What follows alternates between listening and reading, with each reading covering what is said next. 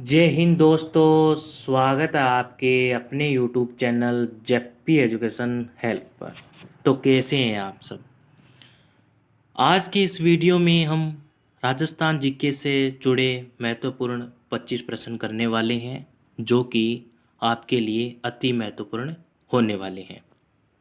अगर आप किसी भी कंपटीशन एग्ज़ाम की तैयारी कर रहे हैं, जैसे राजस्थान से जुड़ी हुई, जैसे सीईटी हो गया, पटवार हो गया, बीएसटीसी हो गया, इसके लिए क्या ये अति महत्वपूर्ण होने वाली है क्लास। शुरू करते हैं आज का वीडियो। देखते हैं भी पहला प्रश्न क्या कहता है। पहला प्रश्न कहता है कि 1936 में मकाराम ने किस स्थान पर बीकानेर प्रजामंडल की स्थापना की थी। बताइए भी, बीकानेर, कलकत्ता, बम्बई या अजमेर। सन 1936 में मकाराम ने किस स्थान पर बीकानेर प्रजामंडल की स्थापना की थी। तो इसका जो राइट आंसर जाएगा वो जाएगा ऑप्शन नंबर बी के साथ, कलकत्ता प्रजामंडल की। किसने की थी? मकाराम ने। डेट कौन सी है? 1936। नेक्स्ट प्रश्न की ओर बढ़ते हैं। प्रश्न नंबर 2।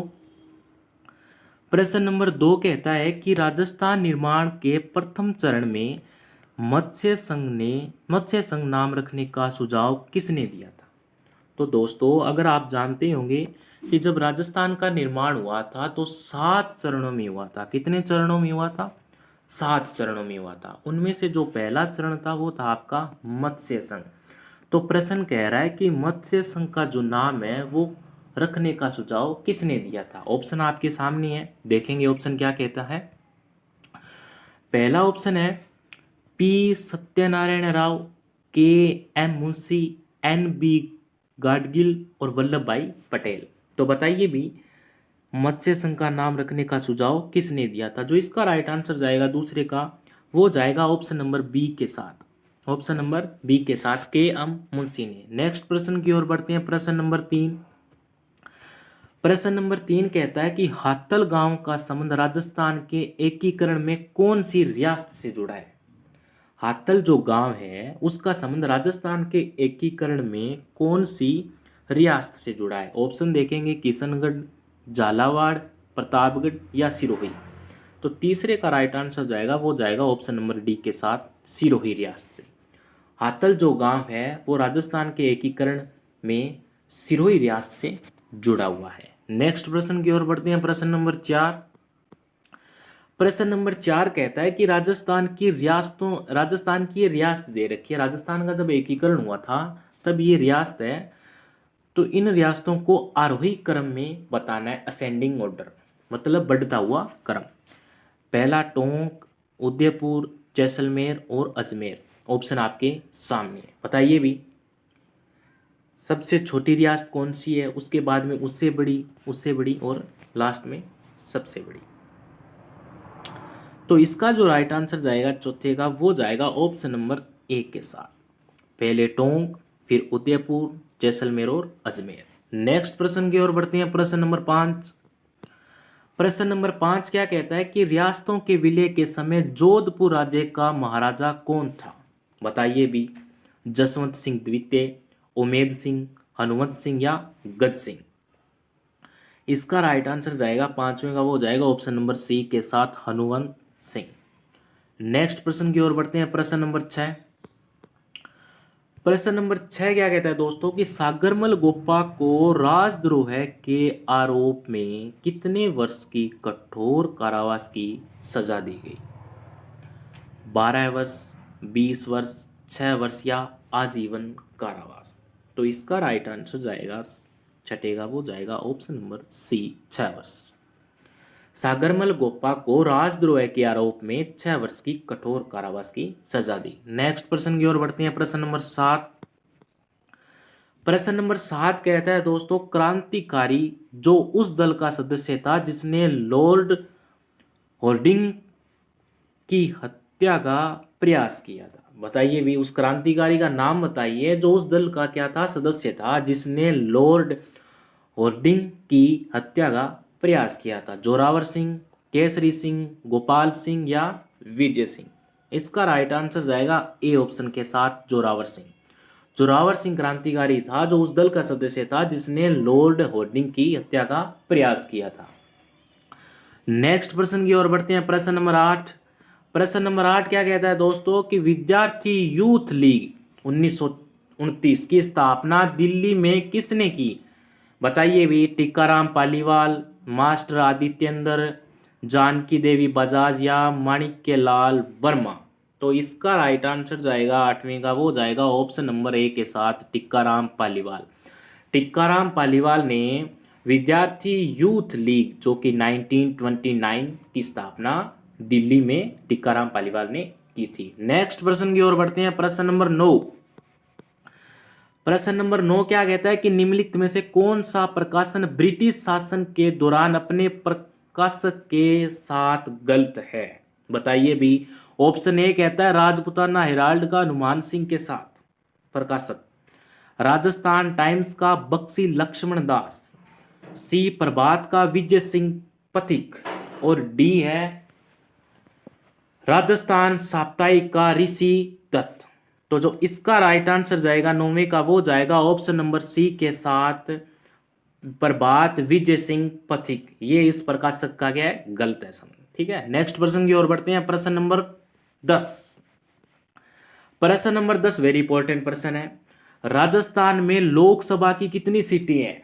बताइए भी। 32, 25, 30 और 17। तो इसका राइट आंसर जाएगा 10वीं का, वो जाएगा ऑप्शन नंबर बी के साथ 25। राजस्थान में लोकसभा की जो सीट है वो है 25। नेक्स्ट प्रश्न की ओर बढ़ते हैं। प्रश्न नंबर 11। प्रश्न 11 क्या कहता है दोस्तों? राजस्थान राज्य में राष्ट्रपति शासन से संबंधित भारतीय संविधान का अनुच्छेद है।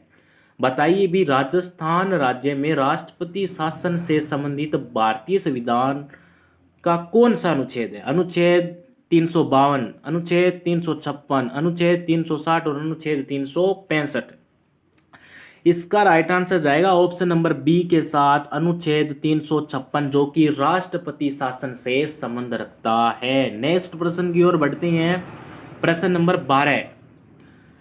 सन 1946 में राजस्थान से भारत की संविधान निर्मात्री सभा में कितने सदस्य थे? बोलिए भी। 11, 10, 9, 7। इसका जो राइट आंसर जाएगा वो जाएगा ऑप्शन नंबर ए के साथ, 11 सदस्य थे। कितने सदस्य थे? 11 सदस्य थे। 1940 में राजस्थान से भारत की संविधान निर्मात्री सभा में 11 सदस्य शामिल थे। नेक्स्ट प्रश्न की ओर बढ़ते हैं। प्रश्न नंबर 13। प्रश्न नंबर 13 क्या कहता है कि राजस्थान में अंतिम राष्ट्रपति शासन की अवधि क्या थी? बताइए भी। राजस्थान में अंतिम राष्ट्रपति शासन की अवधि क्या थी? ऑप्शन ए 30 अप्रैल 1977 से 21 जून 1977, बी 15 दिसंबर 1992 से 3 दिसंबर 1993, सी कहता है 13 मार्च 1967 से 26 अप्रैल 1967, और डी 1 दिसंबर 1998 से 4 जनवरी 1999। तो 13वें का राइट आंसर जाएगा वो जाएगा ऑप्शन नंबर बी के साथ। राजस्थान में अंतिम राष्ट्रपति शासन की जो अवधि थी वो 15 दिसंबर 1992 से 3 दिसंबर 1993 तक थी। नेक्स्ट प्रश्न की ओर बढ़ते हैं। प्रश्न नंबर 14। प्रश्न नंबर 14 क्या कहता है कि राजस्थान में लागू निम्नलिखित में से कौन सा राष्ट्रपति शासन का कार्यकाल सबसे लंबा रहा? बताइए भी। राजस्थान में लागू निम्नलिखित में से कौन सा राष्ट्रपति शासन का कार्यकाल क्या रहा? सबसे लंबा रहा। तो जो इसका राइट आंसर जाएगा वो जाएगा, ऑप्शन देखेंगे, तीसरा, दूसरा, पहला और चौथा। तो इसका राइट आंसर जाएगा वो जाएगा ऑप्शन नंबर डी के साथ, चौथा कार्यकाल था जो सबसे लंबा रहा। नेक्स्ट प्रश्न की ओर बढ़ते हैं। प्रश्न नंबर 15। दोस्तों अगर वीडियो अच्छी लग रही है तो कमेंट में अपनी राय जरूर रखेंगे और like share subscribe as you wish. Next प्रश्न नंबर 15 क्या कहता है? राजस्थान के राज्यपाल में निम्न में से कौन सी शक्ति निहित नहीं है? बताइए भी। राज्यपाल की ऐसी कौन सी शक्ति है जो क्या है? निहित नहीं है। ए ऑप्शन कहता है विधानसभा को आहूत करने की, बी विधानसभा को स्थगित करने की, सी विधानसभा को विघटन करने की, विधानसभा के सत्रावसन की। तो 15वें प्रश्न का जो राइट आंसर जाएगा वो जाएगा ऑप्शन नंबर बी, विधानसभा को स्थगित करने की राष्ट्रपति के पास शक्ति नहीं है। नेक्स्ट प्रश्न की ओर बढ़ते हैं। प्रश्न नंबर 16। प्रश्न 16 क्या कहता है कि संविधान के अनुच्छेद 167 के अनुसार राज्यपाल को जानकारी देना मुख्यमंत्री का है। रिक्तस्थान की पूर्ति करेंगे। ऑप्शन ए दायित्व, ऑप्शन बी कर्तव्य, ऑप्शन सी विशेषाधिकार, ऑप्शन डी अधिकार। तो 16वें का राइट आंसर जाएगा वो जाएगा ऑप्शन नंबर बी कर्तव्य। संविधान के अनुच्छेद 167 के अनुसार राज्यपाल को जानकारी देना मुख्यमंत्री का क्या है? कर्तव्य है। नेक्स्ट प्रश्न की ओर बढ़ते हैं। प्रश्न नंबर 17। प्रश्न नंबर 17 क्या कहता है कि राजस्थान में पूर्व सैन्य कर्मियों के हित लाभों के लिए समेकित निधि की प्रबंधन समिति के अध्यक्ष कौन है? बताइए भी। ऑप्शन देखेंगे। ऑप्शन ए राजस्थान का राज्यपाल, ऑप्शन बी राजस्थान के मुख्यमंत्री, राजस्थान का गृह मंत्री और राजस्थान के गृह सचिव। तो 17वें का राइट आंसर जाएगा ए ऑप्शन के साथ, राजस्थान का राज्यपाल। नेक्स्ट प्रश्न की ओर बढ़ते हैं। प्रश्न नंबर 18। प्रश्न नंबर 18 क्या कहता है दोस्तों कि राज्यपाल अपने सविवेकी कृत्यों को छोड़कर अपने कृत्यों का निर्वहन की सहायता और सलाह से करेगा। रिक्तस्थान की पूर्ति करेंगे। ऑप्शन ए मुख्यमंत्री, ऑप्शन बी मुख्यमंत्री एवं मंत्री परिषद, ऑप्शन सी मंत्रिमंडल और ऑप्शन डी मुख्यमंत्री एवं मंत्रिमंडल। तो बताइए भी 18वें का राइट आंसर क्या जाएगा? ऑप्शन बी मुख्यमंत्री एवं मंत्री परिषद। राज्यपाल अपने सविवेकी कृत्यों को छोड़कर अपने कृत्यों का निर्वहन मुख्यमंत्री एवं मंत्री परिषद की सहायता और सलाह से करेगा। नेक्स्ट प्रश्न की ओर बढ़ते हैं। प्रश्न नंबर 19। प्रश्न नंबर 19 क्या कहता है कि राज्यपाल की अनुपस्थिति में उनके दायित्वों का निर्वहन कौन करता है? बताइए भी। मुख्यमंत्री करता है, विधानसभा अध्यक्ष करता है, मुख्य सचिव करता है या उच्च न्यायालय के मुख्य न्यायाधीश करता है? कि राज्यपाल जब अनुपस्थित रहता है तो उनके दायित्वों का क्या है? निर्वहन कौन करता है? तो 19वें का जो राइट आंसर जाएगा वो जाएगा डी ऑप्शन के साथ, उच्च न्यायालय के मुख्य न्यायाधीश दायित्व रखती हैं। नेक्स्ट प्रश्न की ओर बढ़ते हैं। प्रश्न नंबर 20। प्रश्न नंबर 20 क्या कहता है दोस्तों कि निम्नलिखित में से कौन सी शक्ति मुख्यमंत्री के पास नहीं है? बताइए भी। ऐसी कौन सी शक्ति है जो मुख्यमंत्री के पास नहीं है? ऑप्शन देखेंगे। ऑप्शन ए कहता है कि मुख्यमंत्री राज्य के उच्च न्यायालय के मुख्य न्यायाधीशों की नियुक्ति करता हो। ऑप्शन बी राज्यपाल केवल उन लोगों को मंत्री नियुक्त करता है जिनके मुख्यमंत्री द्वारा सिफारिश की जाती है। सी मुख्यमंत्री सभी मंत्रियों के विभागों को बदलता है। डी मुख्यमंत्री राज्यपाल से विधानसभा को विघटित करने के लिए कह पुनः सकता है। तो 20वें का जो राइट आंसर जाएगा वो जाएगा ऑप्शन नंबर ए के साथ। ऑप्शन नंबर ए के साथ मुख्यमंत्री राज्य के उच्च न्यायालय के मुख्य न्यायाधीशों की नियुक्ति करता है। नेक्स्ट प्रश्न की ओर बढ़ते हैं। प्रश्न नंबर 21। प्रश्न 21 क्या कहता है कि राजस्थान के मुख्यमंत्री रहने के बाद दूसरे मुख्यमंत्री मंत्रिमंडल में उप मुख्यमंत्री रहने वाले कौन थे? बताइए भी। प्रश्न को दोबारा देखेंगे। 21वां प्रश्न क्या कहता है कि राजस्थान के मुख्यमंत्री रहने के बाद दूसरे मुख्यमंत्री के मंत्रिमंडल में उप मुख्यमंत्री रहने वाले कौन थे? जय नारायण व्यास थे, हरिदेव जोशी थे, टिक्काराम पालीवाल थे या मोहनलाल सुखाड़िया थे? बताइए भी। 21वें का राइट आंसर जाएगा ऑप्शन नंबर सी के साथ, टिक्काराम पालीवाल। नेक्स्ट प्रश्न की ओर बढ़ते हैं। प्रश्न नंबर 22। प्रश्न नंबर 22 क्या कहता है दोस्तों कि राजस्थान के निम्नलिखित मुख्यमंत्रियों में से कौन अपने संपूर्ण राजनीतिक जीवन में किसी राज्य का राज्यपाल नहीं रहा? हरिदेव जोशी, भैरों सिंह शेखावत, जगन्नाथ पहाड़िया या शिवचरण माथुर? तो 22वें का राइट आंसर जाएगा वो जाएगा ऑप्शन नंबर बी के साथ, भैरों सिंह शेखावत। नेक्स्ट प्रश्न की ओर बढ़ते हैं। प्रश्न नंबर 23। प्रश्न नंबर 23 क्या कहता है? प्रश्न नंबर 23 कहता है दोस्तों कि राजस्थान विधानसभा में कितनी महिला मुख्यमंत्री रही? बताइए भी। राजस्थान विधानसभा में कितनी महिला मुख्यमंत्री रही? 4, 3, 1, 2। तो 23वें का राइट आंसर जाएगा वो जाएगा ऑप्शन नंबर सी के साथ 1। नेक्स्ट प्रश्न की ओर बढ़ते हैं। प्रश्न नंबर 24। प्रश्न नंबर 24 क्या कहता है दोस्तों कि राजस्थान विधानसभा का सदस्य रहे बिना कोई व्यक्ति कितने महीने तक राजस्थान में मंत्री पद पर रह सकता है? 12 महीने, 3 महीने, 4 महीने या 6 महीने? तो इसका राइट आंसर जाएगा 6 महीने, ऑप्शन नंबर डी।